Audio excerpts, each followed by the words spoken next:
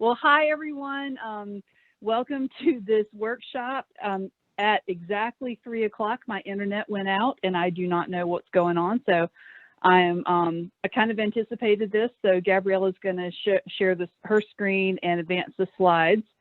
And at some point during the workshop, if my internet kicks back on, we'll just kind of scramble so I can be able to, use my slides. So I'm not able to see any chats, but I have wonderful help with Gabriella, and I think maybe Robin might be on the call as well. So we will just roll with it. Welcome to this workshop, Getting Our Message Out.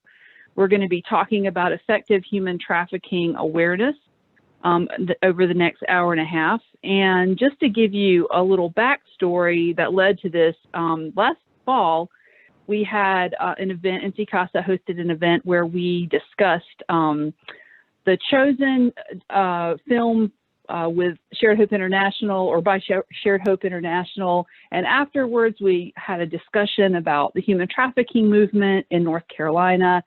And, what are the gaps? What are the things that we need to work on? What are the challenges?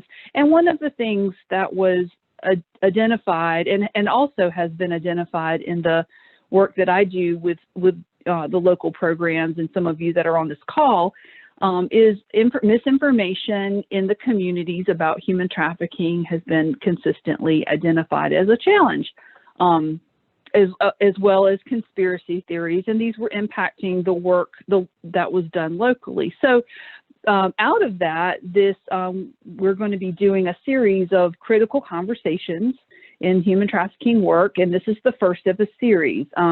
Not sure exactly how many we're going to have this year, but there will at least be 1 or 2 more. So stay in tune for that. So I just wanted to give you the background of this presentation. Next slide, please. Hey, so Courtney, I'm actually going to have Leah come on because I need to be here for the panelists. So I'm going to go ahead and invite Leah and get Leah to help us with this. Wonderful. Thank you. See, this is a team effort. I'm going to go ahead and just share a little bit about NCCASA. So the North Carolina Coalition Against Sexual Assault is an inclusive statewide alliance that works to end sexual violence through education, advocacy, and legislation. And we are a statewide coalition, and we use a social justice framework. Therefore, our work is done from a strong intersectional social justice perspective. And so when we center our work around marginalized communities, everyone is served. Some of the work that we do includes organizing and sponsoring statewide trainings related to sexual violence. We support rape crisis programs. We do resource sharing and technical assistance, and that's a lot of my job, connecting with local programs and providing support in connecting with resources. We do legislative agendas and policy change on the local and national level, as well as anti-human trafficking outreach and training and prevention education, and we work on colleges and universities. And to make some acknowledgments at the beginning, not all women are victims, not all men are harm doers, and any gender can be a victim. Any gender can also be a harm doer. Okay, that we should be, are the slides up, Gabriella? So Leah is right about to join. Okay, awesome. So the slide you'd be looking at would be just a little bit about my work, and I can certainly share that without the slide. So my name is Courtney Dunkerton. I'm the anti-human trafficking specialist at NCCASA, and I have over 8 years, 7-8 years experience in direct services and human trafficking work. I was the co-founder and executive director of a nonprofit, Aliments for Freedom, where we did direct services, also worked in coordinating community response, contributed to some documents in such as the Standards of Care with the Human Trafficking Commission, and co-authored Equipping North Carolina's Rape Crisis Centers to serve survivors of human trafficking. And we have an update version of that as well we can share. I have experience working as a child forensic interviewer, working with a child advocacy center in Alamance County.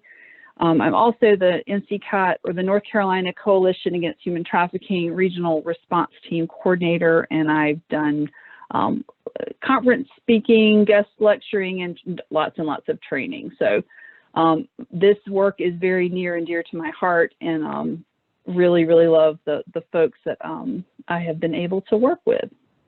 We also have in attendance with NCCASA staff, as you've heard from Gabriella Nyman, and Leah Poole is going to be helping with the slides. And if there's other NCCASA staff in attendance, please give a shout out in the chat box. I can't see the chat box, and that's one of my favorite parts of this, but that's fine. So if you will, as we begin, please, on your Zoom name and the participants feature, if you could please add your pronouns as well as the agency or organization that you're representing. And in the chat box, please feel free to say hi or share in a sentence your title or something about your current HT work. If you'd like to share, you certainly don't have to do that. But it's always kind of fun to see who's in the room and hear from you all. So, and if you feel up to it, share a word or phrase about how you're doing today, if you would like. And if Gabriella, you want to just share some of the things that you're seeing in the chat, we can. Yeah, sure. So Leah's on, and she's the best for helping us with the presentation. Well, I do the chat and other stuff. So let me know when you're also ready for the poll. We have Shayna Leverett, she, her, crisis services case manager at DCRC. Maria Harkins with Family Service of the Piedmont, HT Community Outreach Specialist. Melvinia Kelly, Preventative Awareness Project Coordinator, ECSU Title IX. Lakeisha Gibson, New Horizons, Richmond County. Anna Clausen, she or hers, a safe home for everyone. Awesome. Sounds good. Welcome, everyone. So glad you're here. And when you're ready, Gabriella, you can go ahead and do those polls. We have 2 polls for you all to participate in.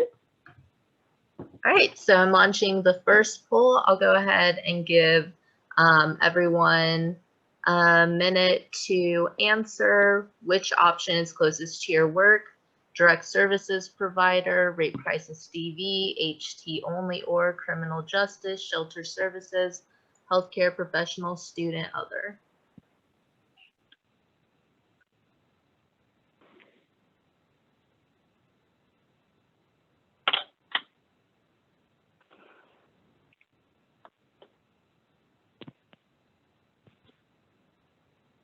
All right, and while I'm waiting on those responses, I missed a few. Cami Bates, she, her, hers, you thrive. Brittany, she, her, Turning Point. Jamie Kimbrow, she, her, crisis services. Nikki Trowell, Interact, evening crisis line coordinator. I also apologize if I mispronounced any of your names. Liz Jennings, she, her, Outer Banks hotline. Janelle Leach. Kaynetta Robinson, prevention specialist at Hannah's Place. Elizabeth Rizzo, on-call crisis advocate with Anson County. All right, so it looks like those people have voted, so I'm going to go ahead and end our first poll. So 17% said direct services provider, 40 rape crisis /DV, 7% HT only org, 0 criminal justice, 13 shelter services, 0 healthcare professional, 3% student, and 20% other. Awesome. All right, and we'll go ahead and start the next poll.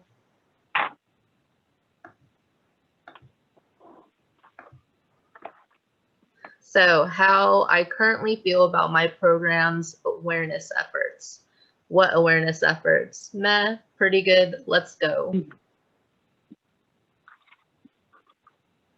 All right, I'll give a minute for this one or less. A lot of people are answering this one pretty fast.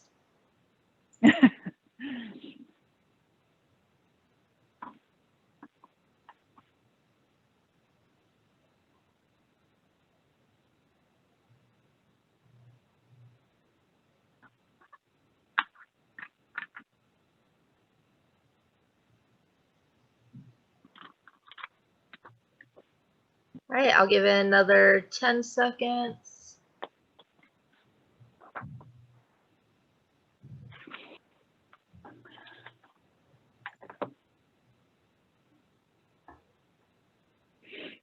All right, so 3% of people said what awareness efforts, 34% said meh, 31% pretty good, and 31% said let's go. All right. Okay, well, thank you all for participating in that. And that gives us a pretty good opportunity to learn some stuff together.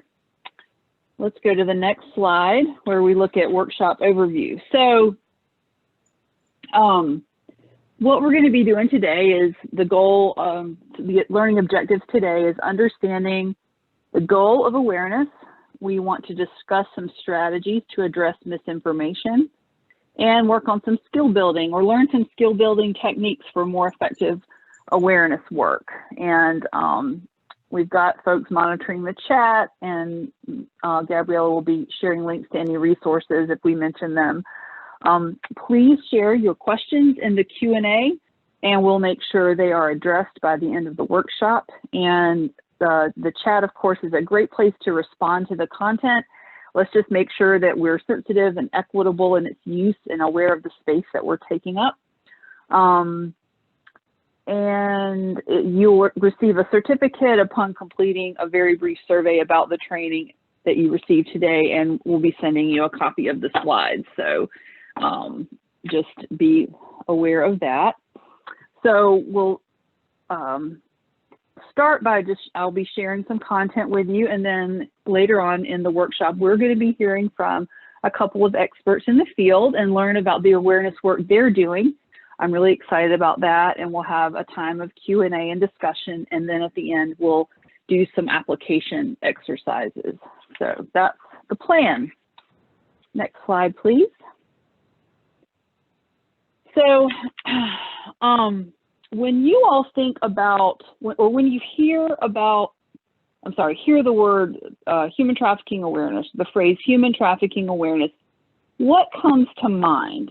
And you can just think about it, or you can share in the chat, whichever is best for you. So what do you think of? What does it look like? It's Human Trafficking Awareness and Prevention Month, so we've definitely have some examples of some of those things. What media, what platforms, what does it involve when you think of human trafficking awareness?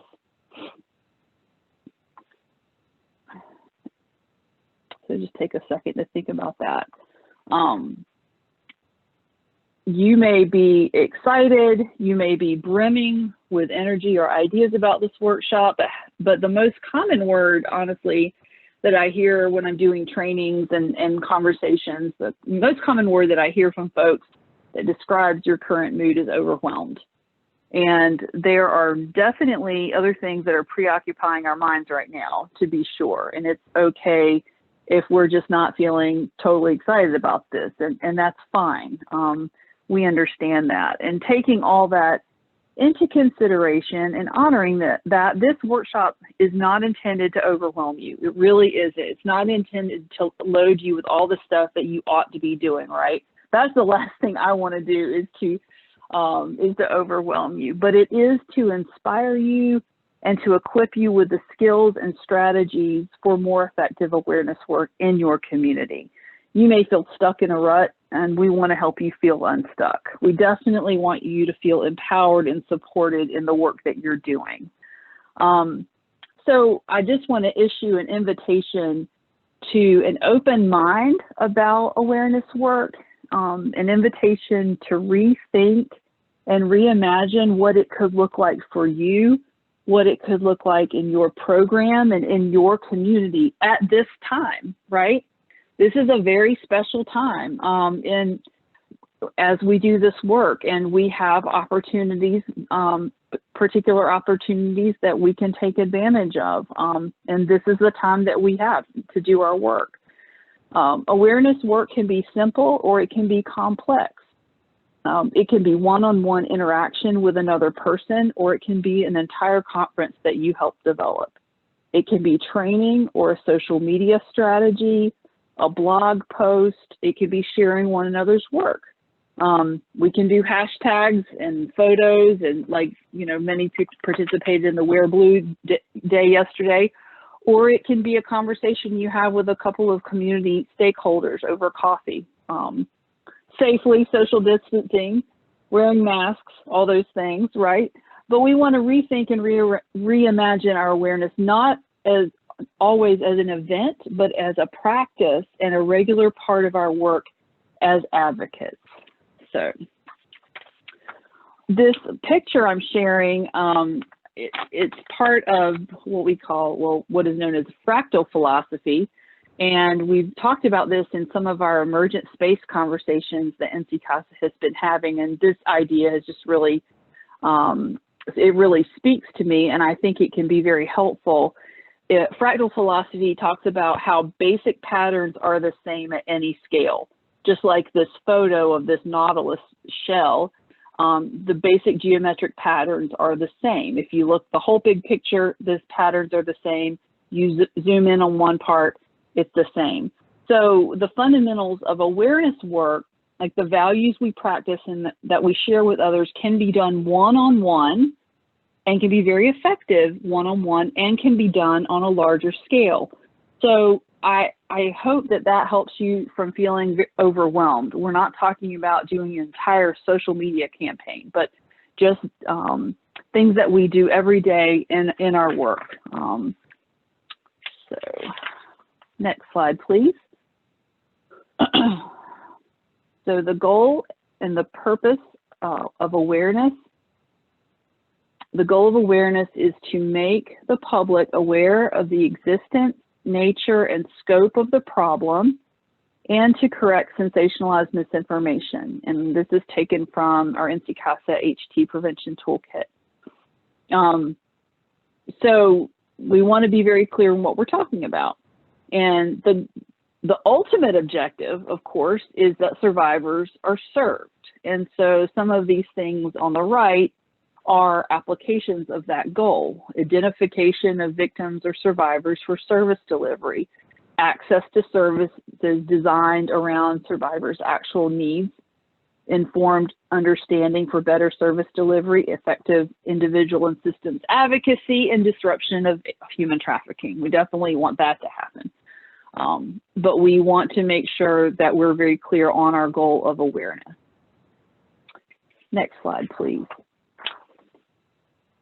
And it helps to place awareness in the context of a fuller program. So all of these components on this slide are intertwined, right? They all lean on each other. Your organization may have all of these components, or you just may do one of these things. But a holistic response to human trafficking is going to have these components, right? And it's really important that we're clear on what each of them does. So primary prevention is often misunderstood, especially among human trafficking organizations, because we don't talk about it a whole lot. We're talking about it a lot more now, and NCCASA has done just some phenomenal work around that. But primary prevention is stopping harm before it starts. It's not pulling someone out of a burning building, it's the building not burning even in the first place. That's probably not a great analogy, but something like that, right? We talk about upstream and downstream. It's upstream prevention. Awareness, of course, is what we talked about in the previous slide, to make the public aware of the existence, nature, and scope of the problem. Outreach involves reaching potential survivors and connecting them to resources. It's not the same as awareness. You're doing outreach work to connect with survivors and connect them with services. Direct service is going to be anyone who's working directly with survivors, whether that be in the healthcare profession, victim services, mental health, rape crisis. You're working directly with survivors. Collaborative partnerships, as you know, are very important in HT work, and that could be a local multidisciplinary team involvement, a regional response team, your referral networks that you have that can be across the state, and then connections to statewide networks. So all of these, if you have all of these in your community response around human trafficking, that's a really good that's a good entire program. So just wanted to put awareness in that context. Okay, next slide, please. Skill building, getting the message right. And Gabriella, definitely holler at me if there are any questions or anything that you think I should be aware of at any point. You're good for right now. All right. So we want to get our message right, and we want to be confident and proficient in answering these three questions: what, who, and how. So this is really important. I always say, don't be afraid to be obvious, right? Effective awareness begins with our own personal understanding of human trafficking and the ability to communicate that information, okay? And sometimes it's harder than it looks. So here's some ways to help you in your own professional development. To be able to answer what is human trafficking, you know, to give the technical definition or a very basic definition, who does it impact, and how is it showing up in our communities? You know, you're not, depending on where you live, people might be more familiar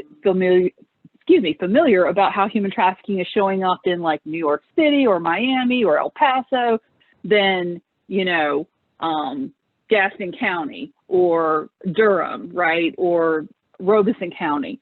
So you want to be aware of how it's showing up in your community. So the second column here, these are skills and proficiencies that you can practice. And we're going to take a deeper dive into each one of these. So an elevator speech is like a 30 to 60 second speech in plain language that you could literally give on an elevator when someone turns and says, hey, what are you doing? What's your job? Or what's human trafficking? And you can give a very basic, simple definition. The second involves understanding and identifying marginalized populations. And why is that important? Because these are the folks that are going to be most impacted by and vulnerable to human trafficking. And as we will talk a lot about, if we're missing these populations, we're missing the message about human trafficking. So we need to be able to understand and identify them. And then survivor profiles that accurately reflect survivors' lived experience. So yeah, we'll talk about that in a second. So a question that you can think about, and if you want to respond in the chat, where and how do we get accurate information about these things, especially about the second and third question? There is a lot of conversation right now about reliable sources. It's making our job very interesting, you know, but where do we get the information about those things? And if you want to share, that's great. Yeah, sure. So Debbie said internet/social media. We had another person write Polaris, another answer with media. Okay.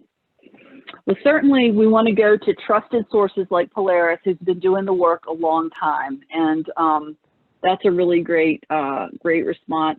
We want to go to places that are verifiable, and certainly your statewide groups like NCCASA, Human Trafficking Commission are great resources as well. But we want the most reliable voices are going to be survivors themselves, right?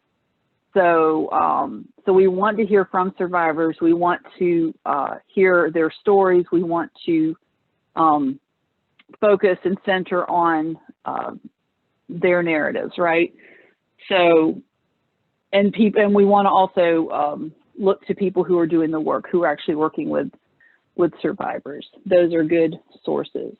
So, all right, next slide, please. So getting the message right, and I just want to mention this before we get into the other things.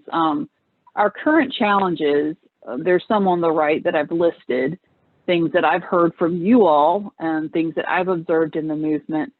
And these things aren't going away. The misinformation for political power or influence is not going to go away, right? That's something we're going to continue to have to face. I'm going to talk about that in the next slide.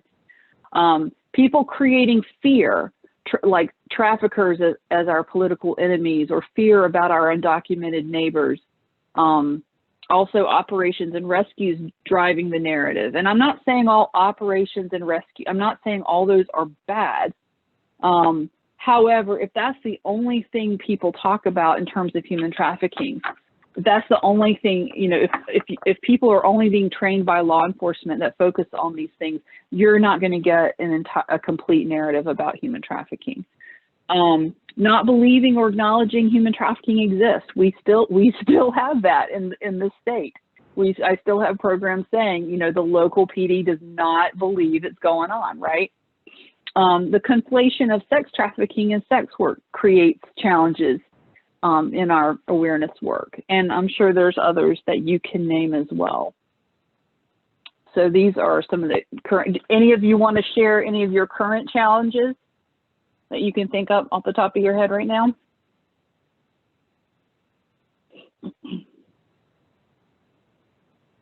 And if not, we'll go on to the next slide about misinformation. Yeah, it doesn't look like we have any comments yet. That's fine. That's fine. So about information, I just wanted to mention these 5 things. We continue to face bad, old, outdated, or discredited statistics or research. Definitely keep dealing with exaggerated or sensational accounts and narratives. Disproportional representation of survivor experiences. And what do I mean with that? So if we're only ever talking about sex trafficking as the only expression of human trafficking, we are not accurate. We are missing a lot of other kinds of trafficking, i.e. labor trafficking out there. So sometimes programs will only focus on sex trafficking and leave out the discussion of labor trafficking, or trafficking that involves a certain demographic or a certain population. So we want our representation to be proportionate to the different groups and populations that are actually experiencing trafficking. False, misleading, or reports that go viral of human trafficking or suspected human trafficking activity. This would be the fear that someone was about to be trafficked in Target. And we can laugh at that, but we know those things go viral and they can overwhelm a community or a program, and we've seen a lot of that. And then conspiracy theories.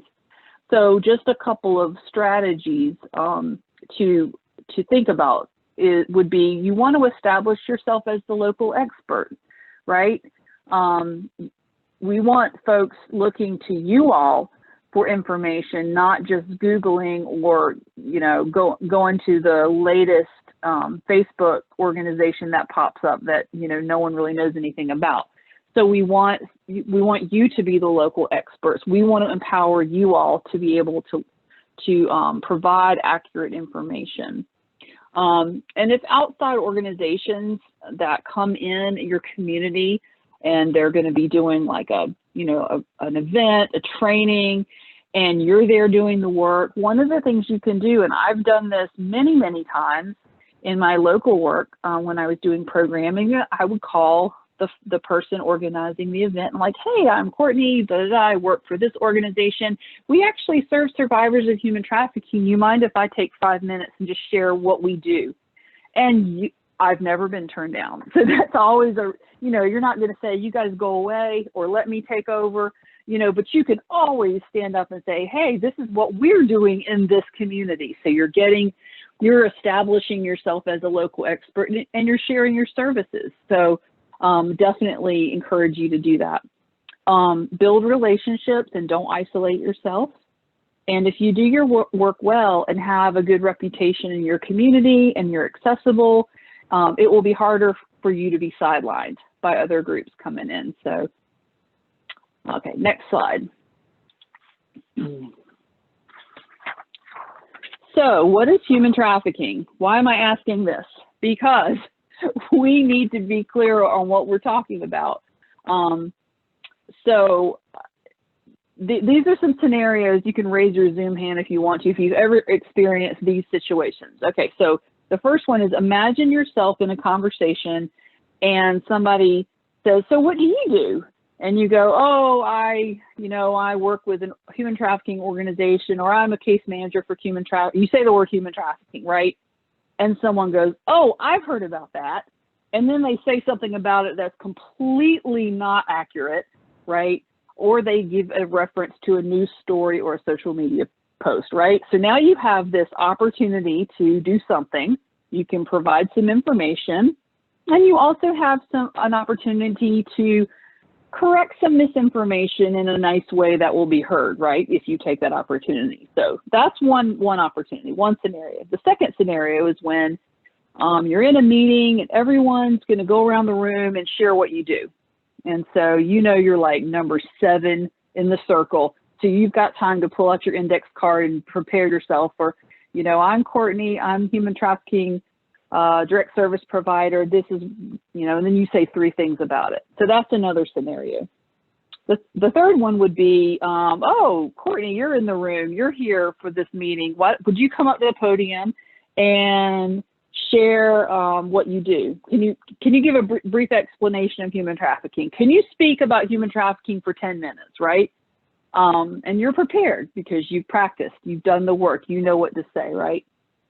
The fourth scenario would be you're doom scrolling on Facebook or Twitter, and you come across just a really awful social media post or comment, right, about human trafficking. You're like, oh my gosh.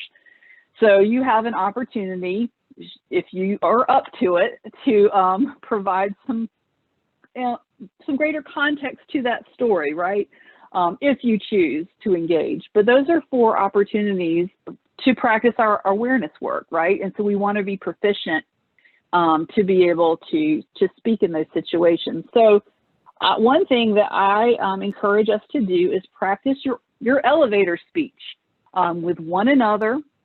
I used to do this in the car on my way to work, like all the time. I would have an index card and I would have some prompts, and I would practice giving these 1 minute, 2 minute, 5 minute speeches, right?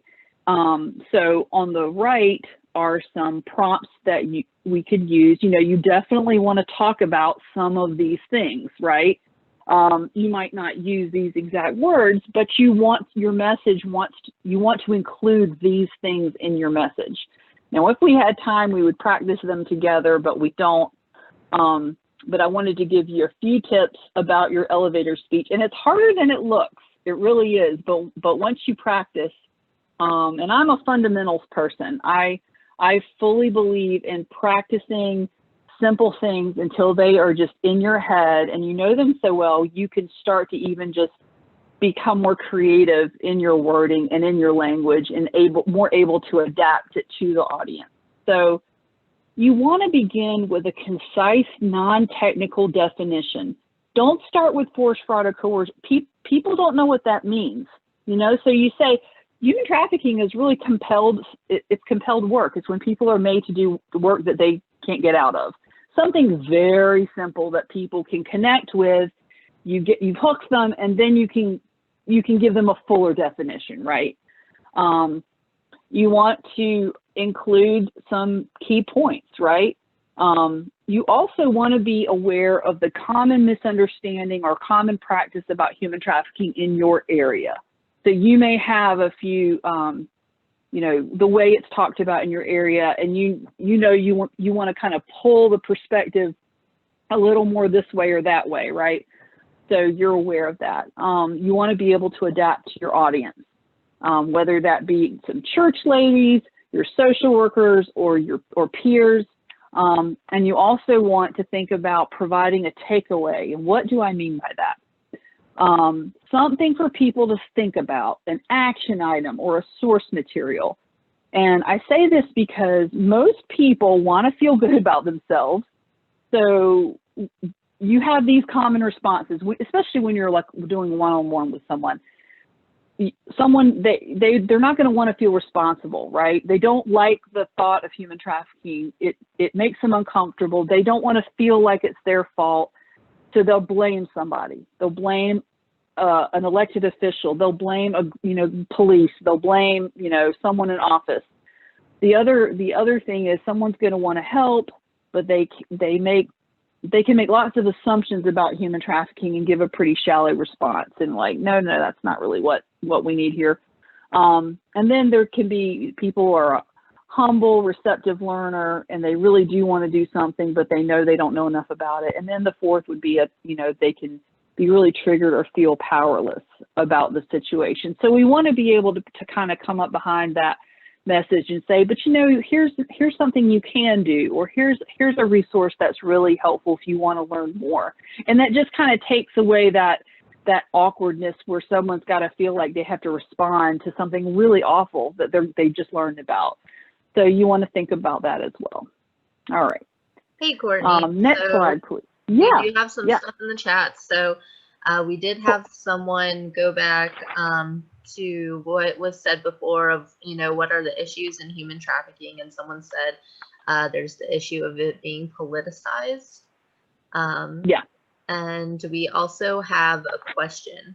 So although we try not to focus on one type of group of people being used for, quote, all trafficking, end quote, how do we prevent the groups that are most susceptible? Isn't it important to focus more and hone in on why those certain quote cultures, end quote, are being targeted? Yes, and we are going to talk about that. So thank you for bringing that up. Whoever mentioned the thing about the politicization, everything is politicized, if that's what you're talking about, I absolutely want to lift that up. In this climate especially, everything is politicized and weaponized to be politicized, right? And if you say one thing, this happens a lot, they will quickly title you or identify you with one political side or the other.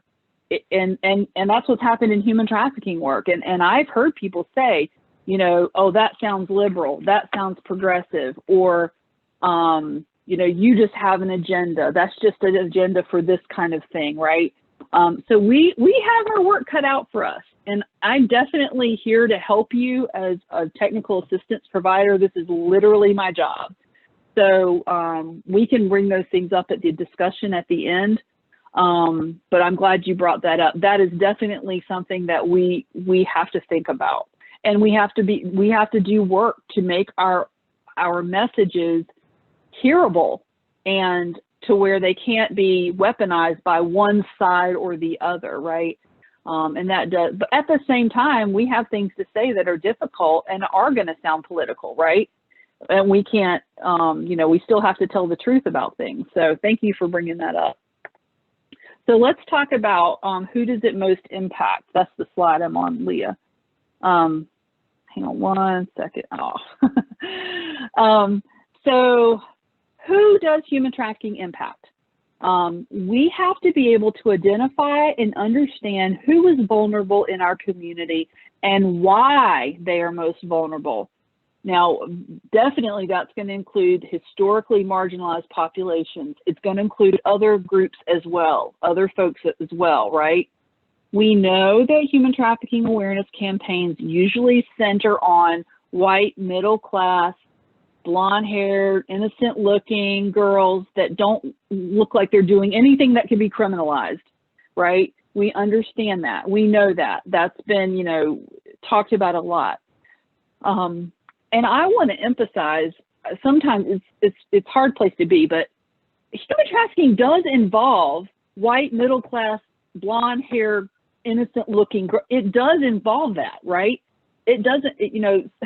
Sometimes we talk about that like that never happened. It does happen that way, right? However, that is not the whole picture. That is not nearly the whole picture, and a half truth is not the truth. So, you know we have to get this message out. Human trafficking impacts our undocumented neighbors, LGBTQ youth, Black, Brown, Indigenous girls, those experiencing housing or employment insecurity, intellectually or developmentally disabled individuals, right? And messages that omit this are incomplete messages, and we have to connect those dots for the community. This is the work that we have to do. You know, I know we're indirect services, we are always in crisis mode, right? It's really hard, but this work is really important because it does impact our direct services. It does impact who ultimately gets served and does not get served in our community. And we have to educate our community on the risk factors, the things in our community that create the conditions for trafficking to exist, right? So that is really, really important that we do the work. So in your community, who are those folks? Think about that, you know, and do the work and lift that up and bring that message up. And you'll get pushback from people. You'll say, you're just playing the race card. I'm sick of hearing about white privilege. You'll hear all that stuff. I hear all that stuff personally, and I see it online in the news as well, right? But that we have to keep bringing that message forward in a way that people are going to hear us in the face of pushback. Oppression creates vulnerability. Marginalized communities experience and are vulnerable to more violence. They experience unequal access to services and opportunities, and usually remain on the margins of a community's focus and concern, especially when it comes to human trafficking. And that's our challenge right there. And let us at NCCASA help you. I'd love to just keep on with this, but we got to keep going. So next slide, please. How is human trafficking showing up? So this is, I love this part, right? Storytelling or narrative is a very powerful, impactful way of communicating. In human trafficking work, everyone wants a story, right? We want a rescue story. We want a success story. We want a testimonial. We want a survivor story. We want your trauma history, right? We know that. We have an opportunity to be very strategic in providing accurate information on how human trafficking is occurring. We have an opportunity to correct misinformation about how it shows up, and to even narrate the root causes that contribute to human trafficking, as I said earlier. We can also use stories to describe gaps or harms in systems, practices, and policy that are common to your community, right? You know how those prostitution or human trafficking stings are impacting, but you're working with law enforcement, so you just can't be fussing about that all the time, but you can tell a story and show how it's impacting a survivor, right? We can do that in a way that does not compromise confidentiality and doesn't harm survivors by placing the burden on them to tell their story, right? So this is what we do. We create and share survivor profiles or composite narratives. And if you all read the blog post I did in December about marginalized communities and dealing with QAnon and all that stuff, I came up with just these very brief vignettes, like 3 or 4 sentences. If you can do that, that will be a powerful way to communicate some of these very things we're saying.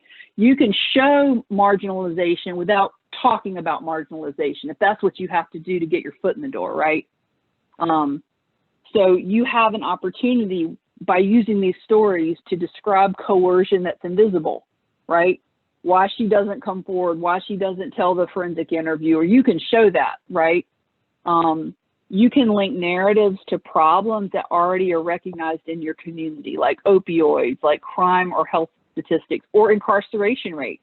You can talk about like a composite of a survivor getting in and out of jail. You know, she gets out of jail, her trafficker picks her up, failure to appear, she stopped at the traffic stop, warrant out for her arrest, back in jail, more trauma, you know, and over and over again. You can tell a story like that without coming down on the criminal justice system, right? We can highlight systems that trafficked youth are usually involved in. If you tell a story of a typical youth that's trafficked, a Black girl that's in the system, you can talk about that, right? And people might start to understand. You can talk about non-sensational, everyday, ordinary looking, hidden in plain sight trafficking situations. You can explain that you're using composite based on your experience in the field, and that will give you credibility. You work with, those of you who work with survivors, you know what it looks like. And you say that, like, this is very, I'm going to share 3 very typical narratives of trafficking in, you know, blank, blank county, North Carolina. People will sit up and listen to you, and they know you're not just making it up because you work with survivors, right? So you want to create some survivor profiles that can provide accurate information about how it's showing up in your community. So any questions with that? I kind of got a little excited. Okay, if there's no questions, let's go to the next slide, getting the message out. Yeah, it doesn't look like you have any questions. Okay, cool, thank you. And I still have no internet, by the way. This is really hilarious, but this is working out. I think this is great. So it's one thing to have a wonderful awareness message. It's another thing for it to actually reach the intended audience in a language, in language that's going to be heard, right? So let's think about some strategies for pushing out the messages. We want to think about, you know, this is going to be more like proactive campaigns or practices, less of the on-the-spot elevator speeches, right? So these are going to be proactive and not reactive strategies where we're leading the message. So we want to think beyond the social media post. Y'all, Facebook only reaches certain people. We've got to see, if you do use Facebook, use Facebook Live, but use other things as well. So you want to think about your target audience. And we'll talk about that in a second. We want to think about a common language, right? The non-technical language, if that's, you know, that's what you need to do. Your method or your platform, you want to be strategic and you want to be the local expert. So think about impact. Fewer, more concentrated efforts versus really broad scattering seeds abroad, like on social media, right? We tend to think, you know, the more numbers, the more people reach, the better. Well, maybe you want to think about a targeted reach that is, you know, over and over again. You're reaching the same people and you're having a conversation. Who are the influencers in your community? Engage with them, invite them, highlight them, support them where you can, and share each other's work. Connect with other like-minded organizations in your area. So, you know, you want to connect with the domestic violence program. You want to connect with the youth serving organizations. You want to connect with folks who are serving marginalized populations and have a conversation. How can we, you know, work together to do some awareness work? Collaborate for collective impact for good. That is a hugely successful strategy. Lunch and learns. Okay, we're in COVID now. We can't do that now, but back in the day, lunch and learn, bring your own lunch, and we're just going to have a 30-minute presentation on human trafficking in our community with some Q&A. That is an easy thing to do. Have 20 people. That is can be extremely successful.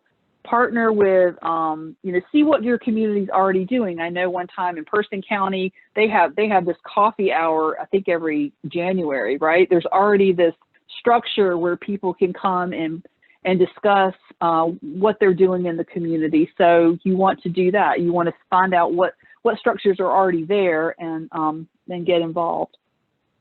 You can do a library display in January in your local community college or your local library, just whatever works for your community. There's just different ways of doing this. So you want to be strategic and you want to be, have, you know, various approaches. So, all right. Let's go on to the next slide. And let me know if there's questions, Gabrielle. This is really important. We want to identify and know your intended audience. So on the left, there are 5 types of audience, and I didn't want to get too technical, but this does really help. These are very key groups that you want to reach. The first, do you want your awareness to be local or statewide? Do you want it to just reach your local community, which I'm always a fan of, or do you really want a statewide reach, or both? If you want a statewide reach, collaborate with your statewide partners like NCCASA, NCCAT, and you know, we want to know what you're doing. Human Trafficking Commission, right? We want to know what you're doing and how we can support and provide technical assistance. The next would be stakeholders.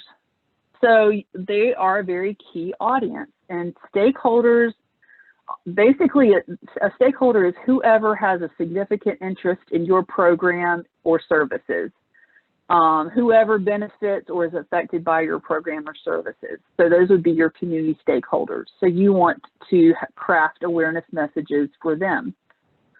Definitely you want to think about your audience of service providers. And this would be for your referral network, right?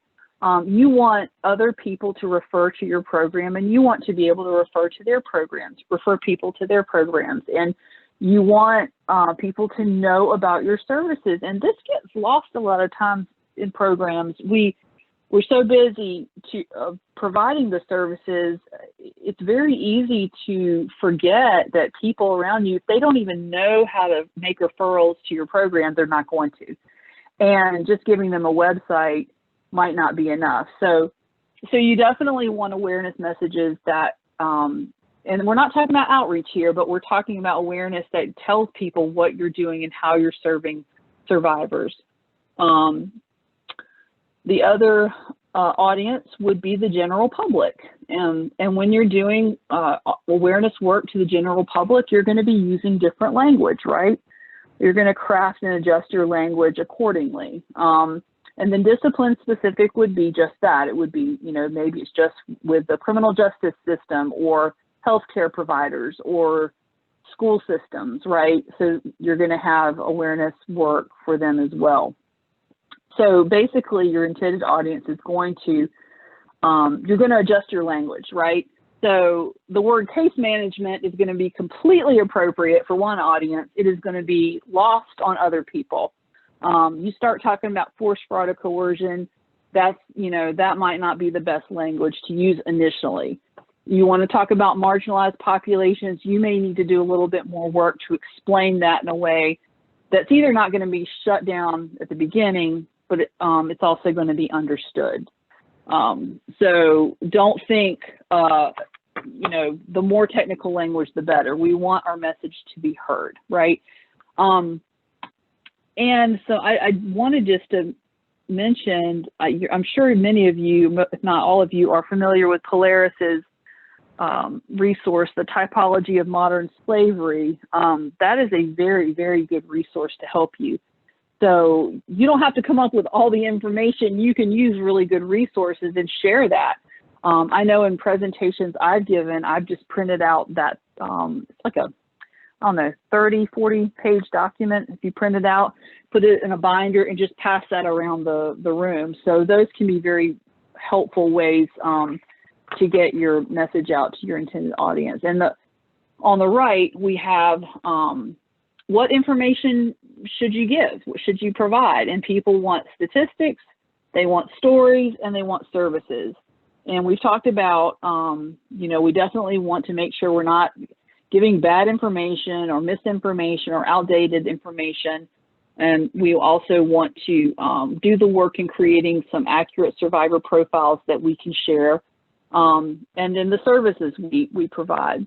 And you'll still have people saying, I really want to hear from a survivor, and we have an opportunity to explain why that might not, you know, that's not, you're not in the business of providing survivors to the general public for their consumption, and you have the opportunity to explain why.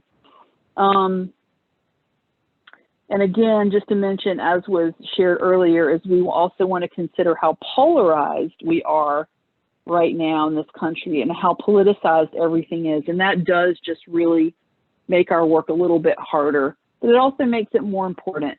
So I'd love to talk more about that, but we've got to go on. Any questions, comments? Okay. Next slide. Experts in the field. At this time, I'm super excited to have Bria Miller and Sarah Doverspike join us on our call. They are from the member programs Crossroads, Sexual Assault Response and Resource Center, and Our Voice. And Gabriella, just let me know when they are. So Bria, Sarah, you guys are both panelists. If you want to make sure that your mic's working. Hello, Bria Miller here. Hey, Bria, welcome. Thank you. Yeah. Hey, Sarah, team, Sarah. Yay. Thanks so much. Great. Well, so we invited Bria and Sarah on the workshop just to share a little bit about their awareness work, and we wanted to include member programs that were a standalone rape crisis center, other dual agencies. We weren't able to get everyone we wanted more people, but you know it's a really hard time. So we're really super glad Bria and Sarah could join us. So first of all, I just want to ask both of you, how are y'all doing? Ooh, that's a loaded question. You can answer as much or little as you want.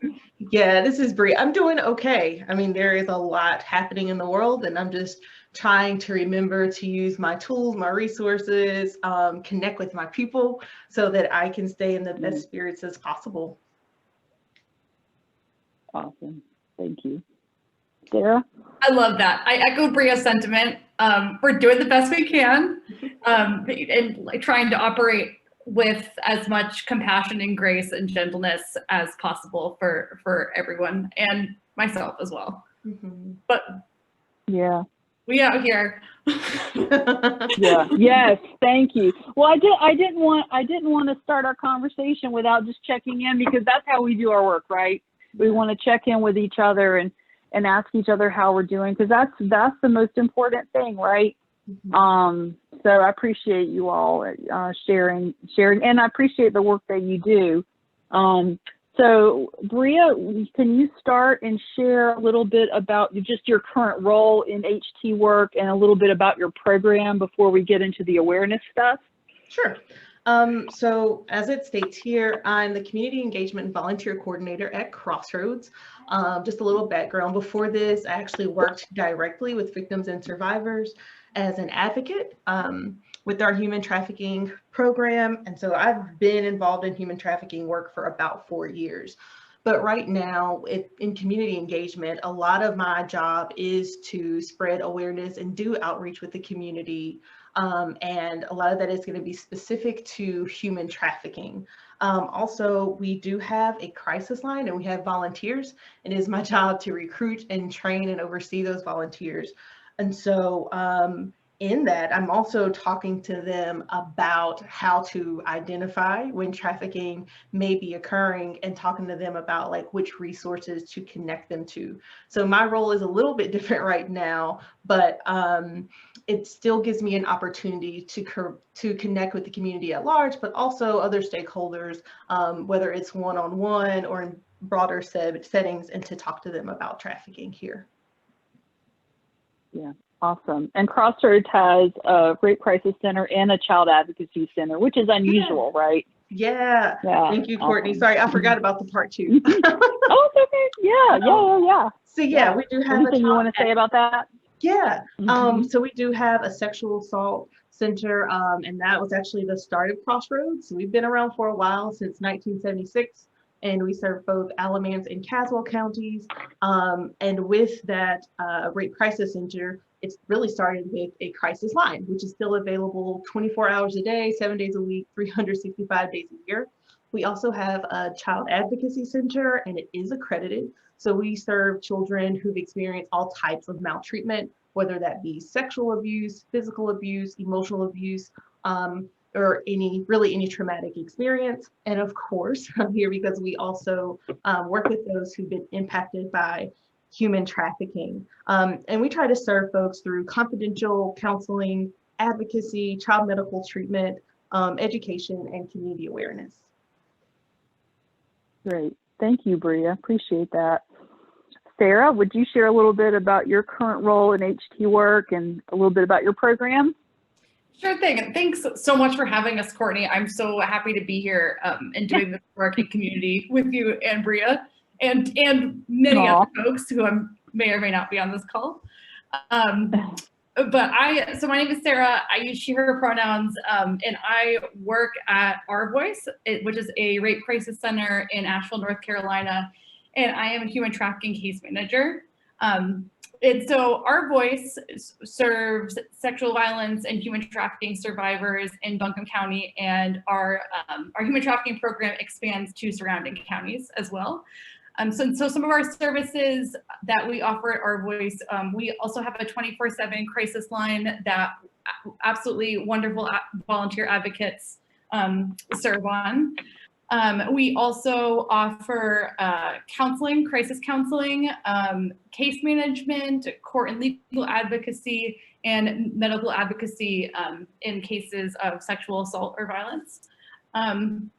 And as far as our human trafficking awareness and prevention goes, we're developing a prevention curriculum to hopefully be implemented in schools this year. And we're currently working on expanding our outreach efforts to survivors and planning social media and other fun stuff for Human Trafficking Month. So that's kind of where we're at. Awesome, thank you. Yeah, you guys are busy. Yeah. So as far as the current awareness or training needs of your community, could y'all share, Bria, you can start, share what you have seen in your community, what gaps you've seen, what challenges, basically, you know, you're looking at Alamance and Caswell, you're like, these are the needs of awareness, and now this is how we're addressing them. Now, of course, we know we're not all doing this work perfectly, you know, but this is where we're headed. These are the things that we want to do, we're trying to do in our community. So if you could share a little bit about that. Sure, there are several things, so I'll just discuss like a few. But of course, Alamance and Caswell counties, like we do have rural areas, and it's still, you know, of course, we have a lot of folks who are like, this doesn't happen here. So that's definitely information that we want to get out. Also just talking to people about like what human trafficking actually looks like. I think all of us have been hit with like the misinformation and different people popping up and saying, wait a minute, human trafficking, we've got to do something about this. So that really helped us to see that we need to talk to the general public a bit more about trafficking and the fact that we are here doing the work, we are engaging with victims and survivors, that we are trying to educate the community in some ways. So of course, right now, stuff is still looking different because of, you know, COVID, and we're trying to do things safely. So right now, it seems like one of our best tools is our social media. So we've really been working to beef up our social media strategies. If you guys have followed us, you've probably seen that we've been engaging a bit more. Also this month, we did a Human Trafficking 101. We're also gonna do some things about like Mythbusters and a panel discussion. So we're hoping to engage some in that way. But also, I think a lot of people don't realize that human trafficking also encompasses labor trafficking. And I think that is a major area that we've missed in both like Alamance and Caswell counties. And we're still developing the language around that. We're still figuring out how to connect with people from different cultures and who speak different languages and who look at work in general differently.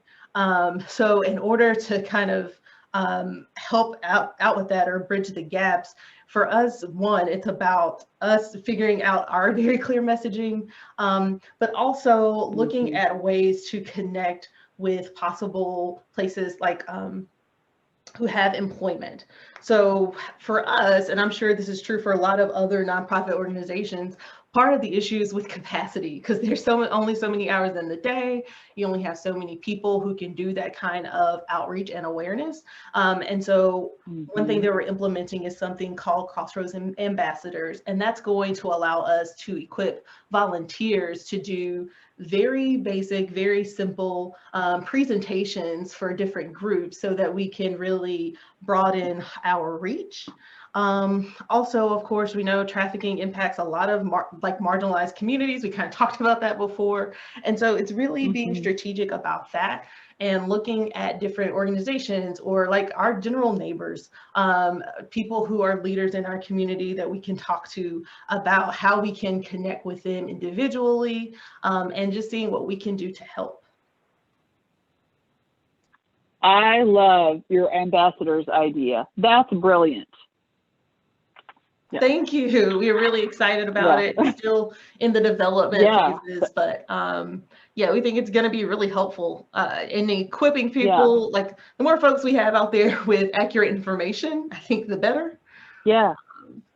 So and you're talking about equipping volunteers, and that's such a great use of your resources to build capacity. And it's kind of like that fractal philosophy, you know. So that's great. I have one question, Bria, and you can answer this general or broad, or just have you gotten any pushback, or what pushback have you experienced, if you're comfortable in sharing anything like that that could help us? Pushback. I would say, you know, and I think a lot of us have had this, a lot of talk about what like consensual sex work and what human trafficking looks like. And a lot of people not really feeling comfortable with there sometimes being gray areas there. And us being clear that like at the end of the day, it is about that person and their experiences, and about the different like levels of consent. So that has been difficult. Also, of course, sometimes it's hard for us to collaborate with certain partners. Sometimes, you know, we're talking about like, well, this is historically kind of been my turf. This has been what I've worked on. So you kind of stay in your lane, but it's figuring out how to work together and how to say that like, we can each help here. Like none of us can do all this work alone. So figuring out ways to kind of bridge that gap. I love it. That's really helpful. And it sounds like you're there to really address those things and problem solve, and really doesn't sound like you're backing down, Bria. Nope, you know? I'm here for the fight. So I love it. I love it. Sarah, could you share a little bit about what gaps, training gaps, awareness gaps you've identified, and ways you all are trying to address that, and also any pushback you may have experienced? For sure. And I also just want to mention that I love the ambassadors idea. Writing that down, also I'll touch base with you later. I also echo so much of what Bria said.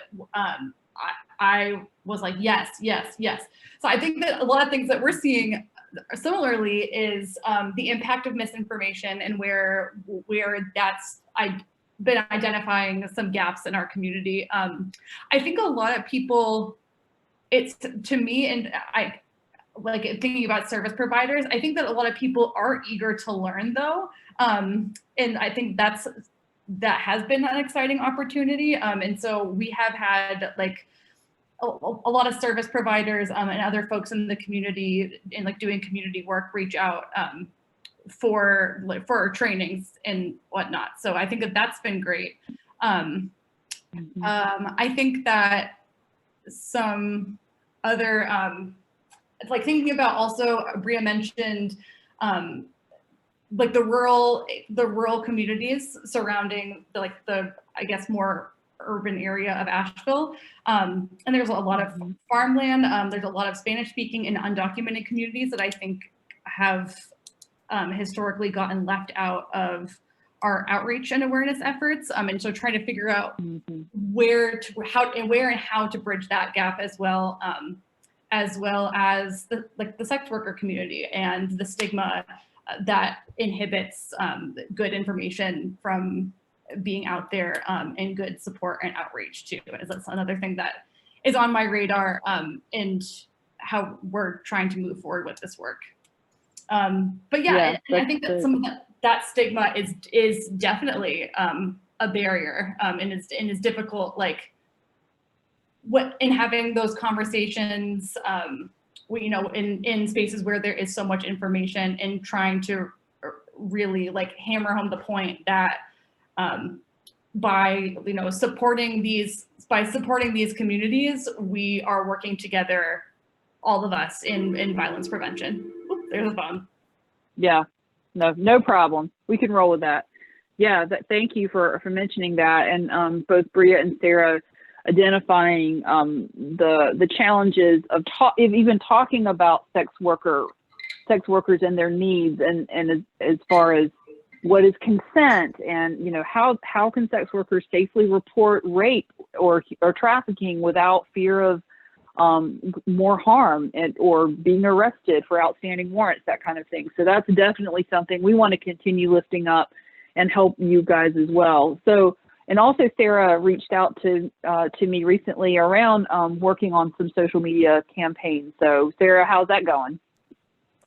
It's good. You brought up so many good points for me that, when we're thinking about, and which was also in this presentation earlier, about thinking about our messaging, who we're trying to reach, and creating effective awareness based on those factors. And I will say it's challenging to really consider, so many factors at play, like reaching the community, reaching stakeholders, and reaching potential survivors as well, and how to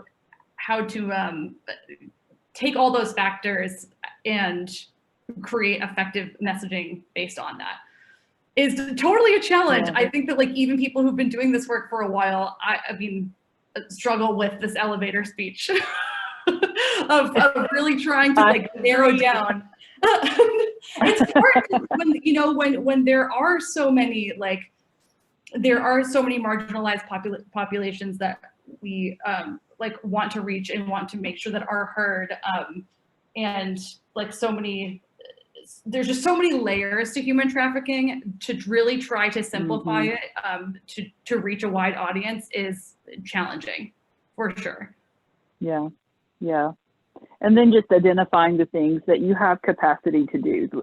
We can't do everything, but what are the one or two things we can do in 2021, right? Yeah. And it sounds like you all have just some amazing ideas. And I would guess that if you got together with other people in your community that are trying to do the same things and collaborate and talk together, and maybe even just, collective awareness strategy, a lot of fun could happen there. Could be a lot of challenges.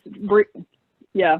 Yeah, I was gonna say, I prefer face-to-face interaction, but the best we can do right now is Zoom. So there have been a couple of times where I've had Zoom coffee dates, and just getting together. It's like, hey, let's just catch up and talk. And usually that's where the magic really happens, because you can get into much deeper conversation about what they're seeing, what's happening. You can talk to them about what we're also seeing, but also what we have to offer. So that's where a lot of the magic of the collaboration happens, I think. It looks like where do you all see? Go ahead, Courtney. It looks like we have a question for the panelists.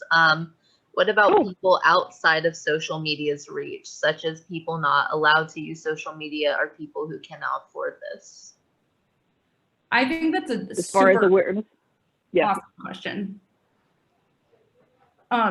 One thing that someone from our team was doing for a while, and is continuing to do, is so there's a local food bank that has set up these markets that happen at community centers or at churches, and folks can just drive up and get a food box. And one thing that we had started to do was go to these markets and put some flyers or information, and just be available to ask questions, and try I think that trying to get out into the community in the way, especially right now, in a way that is as safe and thoughtful as possible, is still really important, but also, you know, understanding like there are like thinking about all the communities that we want to reach to, like having information in Spanish or having a Spanish speaker who is able to like also go out to, I think is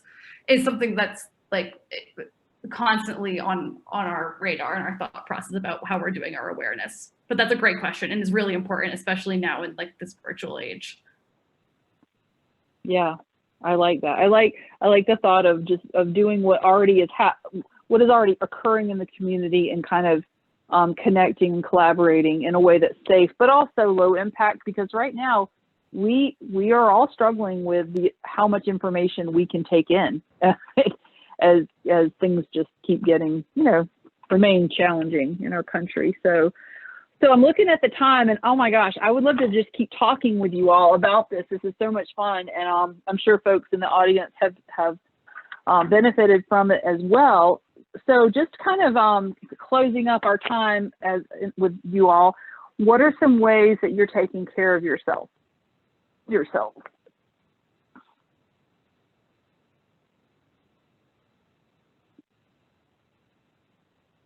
And whoever can go first.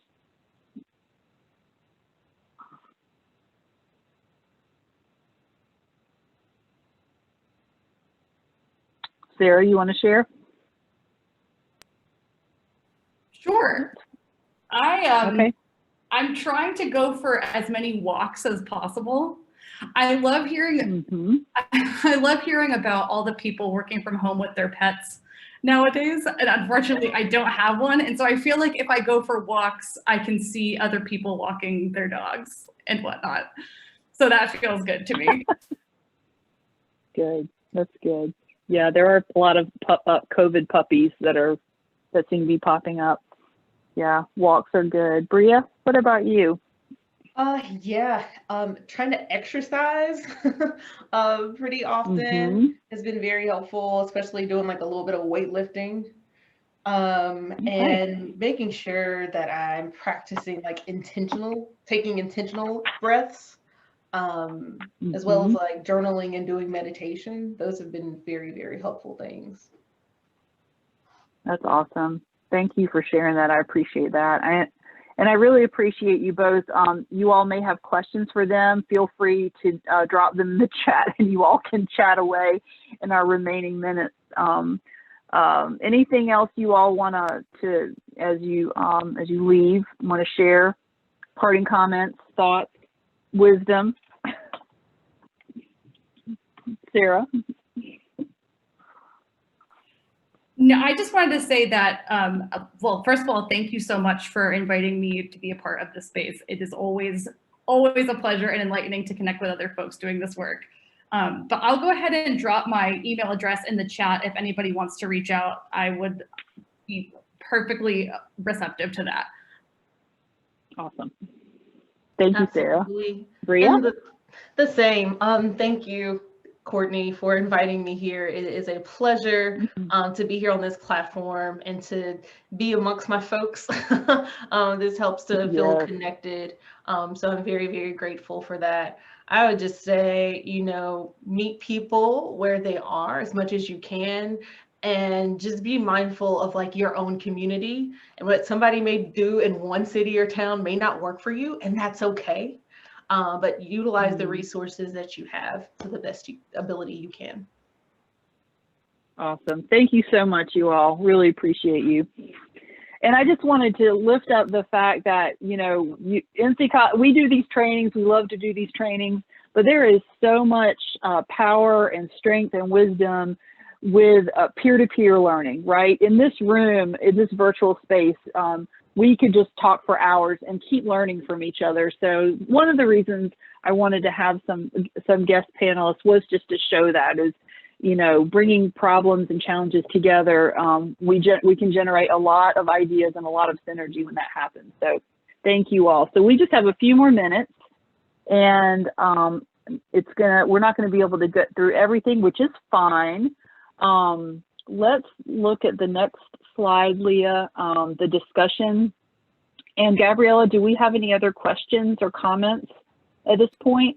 Yeah, sure. So we've had a few people answer about their self-care. So detaching from social media, meditation, reflection when having a rough day, exercise, counseling, cooking, reading, going outside to get fresh air. Awesome. Thank you for sharing that. Let's spend just a couple of, if you have any questions about the gaps of awareness in your own community and ways to meet those needs, I'm going to let you all think about that. We're going to close out with a couple of those questions. But before that, I wanted to share with you a resource tool that I put together, and we'll send you, after the training, we'll send you with the certificate and the slides. But it's a resource tool, and I'm not sure, are y'all able to pull that up? If not, that's fine, because I have a slide that kind of covers the information. It's called Are You on Track? I just dropped the link in the chat so people can access that resource. Okay. So it's basically, Aaliyah, if you could go to the slide, it says, Are you on track? And it has the TRAAC, the list of questions slide. I think it's slide number 20. Well, I'm not sure. So I put together this slide. It's just this resource. It's just a one-page checklist of human trafficking awareness, a human trafficking awareness checklist. Are you on track? And it's questions to ask when creating awareness messages. And so the TRAAC is an acronym for, is your message trauma informed? Is it relevant? Is it accurate? Is it accessible and connectable? So trauma informed, is your message created with the understanding of the prevalence and the impact of trauma on the population, and the impact that it can have across settings, services, and populations? Is your message non-exploitive? Is your message relevant? In other words, how does your audience need to hear it? Why should it be important to them? So it should answer the question, who cares? So what, right? Why is it important to them? Is your message accurate? Does it non-sensationally resonate with a survivor's experience? Is your message accessible? Does it reach the intended audience? Is it with the effective communication platform, right? Can people actually get to it? Are they actually able to access your message? And then lastly, is your message connectable? Is it authentic? Does it use appropriate tone and language? Kind of like, if it's all technical language, it's not, it's not going to hit the general population, right? So that's so the infographic, or this flyer, or whatever I'm calling it, resource tool, is just a simple checklist to help you in that. So I wanted to share that with you. I'm going to skip the skill building exercise. The blog that I wrote in January about an advocate's response to the Save the Children, the hashtag Save the Children movement.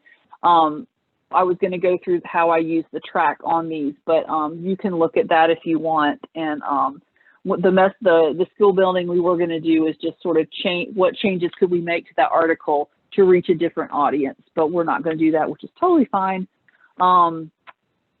And let's take a few minutes for a couple of questions, going back to those discussion questions. What are the gaps of awareness in your community and some ways to meet those needs? Anyone have any questions or comments around these questions? And then we're going to end with a poll, 2 poll questions, and be done.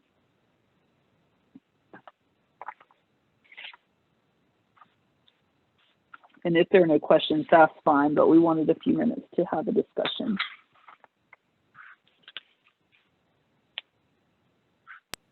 It doesn't look like there's any questions yet. I'll go ahead and give a minute for people to type their responses. Okay. Actually, do you want to go ahead and just do the polls? And if people are thinking of any questions, we can pick back up after the poll? Yeah, definitely. Okay. So our third poll is launched now. So as a result of today's workshop, I feel blank to engage in HT awareness efforts. The same, better equipped, much better equipped. And I'll go ahead and give another 30 seconds for people to answer.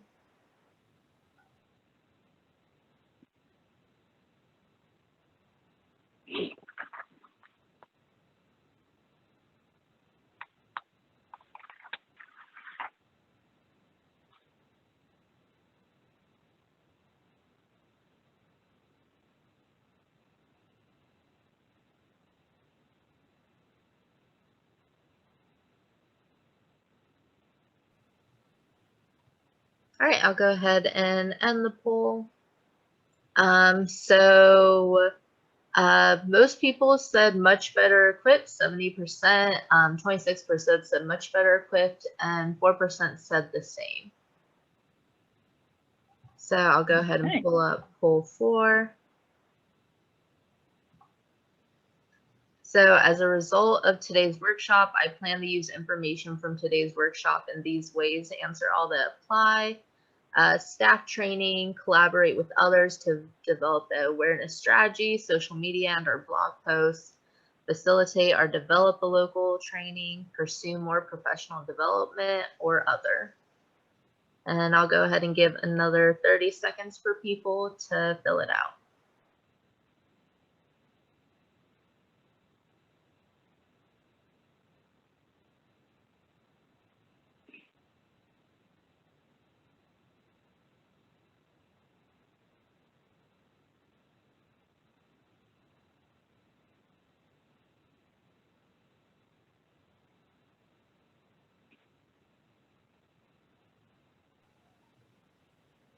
All right, I'll go ahead and end the poll. So it looked like 36% said staff training, 82% said collaborate with others to develop an awareness strategy, social media, and our blog posts.